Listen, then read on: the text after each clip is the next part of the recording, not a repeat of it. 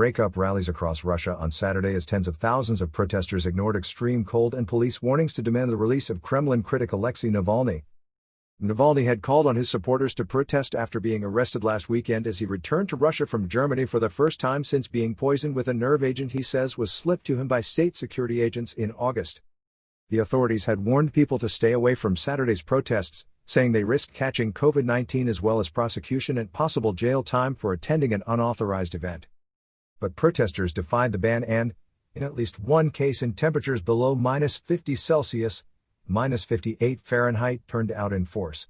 Leonid Volkov, a Navalny ally, called on them to do the same next weekend to try to free Navalny from what he called the clutches of his killers. In central Moscow, where Reuters reporters estimated at least 40,000 people had gathered in one of the biggest unauthorized rallies for years, police were seen roughly detaining people, bundling them into nearby vans. The authorities said just some 4,000 people had shown up, while the foreign ministry questioned Reuters' crowd estimate. Why not just immediately say 4 million? It suggested sarcastically on its official Telegram messenger channel. Ivan Zhdanov, a Navalny ally, put turnout in the capital at 50,000, the Proact media outlet reported. Some protesters chanted Putin is a thief, and disgrace and freedom to Navalny. Navalny's wife Yulia was briefly detained at the rally before being released. Some of Navalny's political allies were detained in the days before the protest, others on the day itself. At one point, protesters surrounded a sleek black car with a flashing light used by senior officials, throwing snowballs at it and kicking it. A group of policemen were also pelted with snowballs by a much bigger crowd. The OVD Info Protest Monitor Group said that at least 2,250 people, including 855 in Moscow and 327 in St. Petersburg, had been detained at rallies in nearly 70 towns and cities. Navalny, a 44-year-old lawyer, is in a Moscow prison pending the outcome of 4 legal matters he describes as trumped up. He accuses President Vladimir Putin of ordering his attempted murder. Putin has dismissed that, alleging Navalny is part of a U.S.-backed dirty tricks campaign to discredit him. Some protesters marched on the prison, where police were waiting to arrest them.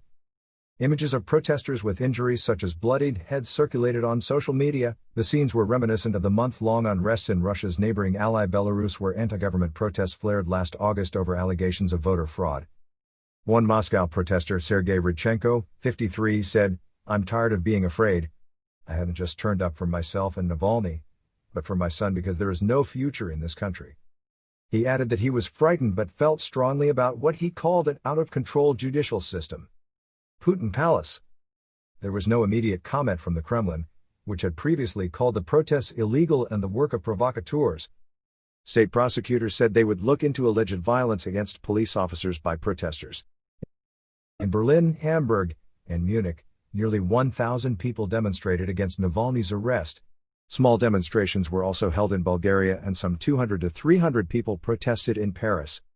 Police in Siberia's Yakutsk, one of the coldest cities in the world, where the temperature was -52 Celsius, -62 F on Saturday, grabbed a protester by his arms and legs and dragged him into a van, video footage showed. In Moscow, some journalists covering the protests were detained, drawing a rebuke from the U.S. Embassy. Russian authorities arresting peaceful protesters, journalists spokesperson Rebecca Ross said on Twitter, appears to be a concerted campaign to suppress free speech, peaceful assembly. There were outages on mobile phone and internet services, the monitoring site downdetector.ru showed, a tactic sometimes used by authorities to make it harder for protesters to communicate among themselves. Britain's foreign ministry said it was deeply concerned by the detention of peaceful protesters. In a push to galvanize support ahead of the protests, Navalny's team released a video this week about an opulent palace on the Black Sea they alleged belonged to Putin, something the Kremlin denied. As of Saturday, the clip had been viewed more than 70 million times.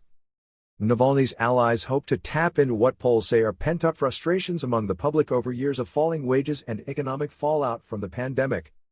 But Putin's grip on power looks unassailable for now, and the 68-year-old president regularly records an approval rating of over 60%, much higher than that of Navalny.